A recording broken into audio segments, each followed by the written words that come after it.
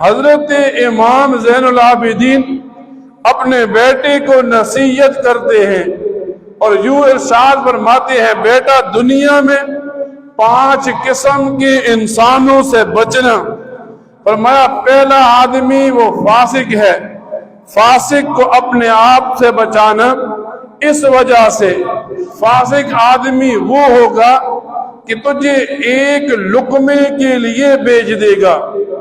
دنیا کے اندر ایک آدمی نے کسی فاسق کے ساتھ یارانہ لگایا۔ فاسق کسے کہتے ہیں؟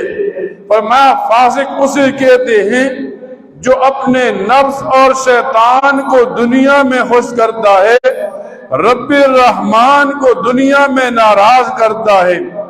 جو آدمی دنیا میں مزے کی زندگی گزار رہا ہے، آخرت میں آگ کی زندگی گزارے گا۔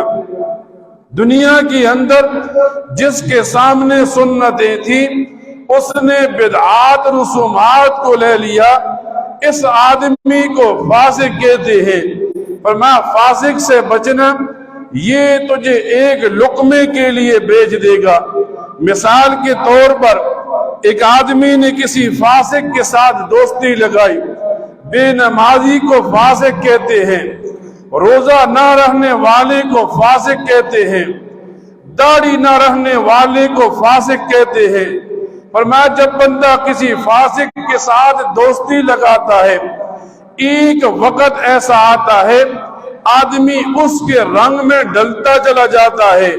آج تک یہ نمازی تھا، کل فاسق کے ساتھ کھڑا ہوا یہ بھی بے نمازی بن گیا۔